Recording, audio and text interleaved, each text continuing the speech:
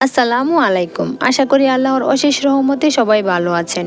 আজকে এক বোনের মা হওয়ার দোয়া কবুলের গল্প নিয়ে হাজির হয়েছি। যে অবস্থায় আছেন আসুন একবার শুকরিয়া আদায় করি। আলহামদুলিল্লাহ। আসুন তাহলে জেনে নেই কিভাবে বোনটি আল্লাহর উপর ভরসার মাধ্যমে মা হতে পারলো।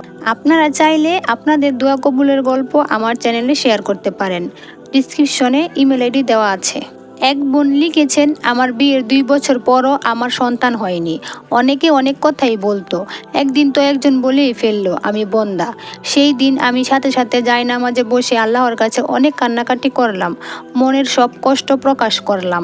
হঠাৎ একদিন জানতে পারলাম আমি মা হব, কিন্তু 3 মাসের মাথায় বেবি নষ্ট হয়ে যায়। কিছুতেই নিজের মনকে বোঝাতে পারছিলাম না। শুধু ভাবতাম আল্লাহ আমাকে দিয়ে আবার নিয়ে গেল। পরে নিজের মনকে বোঝালাম হয়তো বাচ্চাটা আমার জন্য কল্যাণকর ছিল না, কিন্তু আমার বিশ্বাস আছে আল্লাহ চাইলে সব পারেন। আল্লাহ আবার আমাকে দিবেন।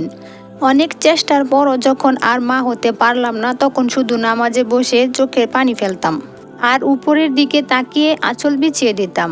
তারপরও কত মাস পার হয়ে গেল, মা হতে পারলাম না। কিন্তু আমার মনে আশা ছিল আর আল্লাহর প্রতি বিশ্বাস ছিল। ঠিক তার 1 বছর পর আল্লাহর রহমতে, আল্লাহর দয়ায় আমি এখন 2 মাসের গর্ভবতী। আল্লাহ চাইলে সব পারেন, শুধু বিশ্বাস রাখতে হবে।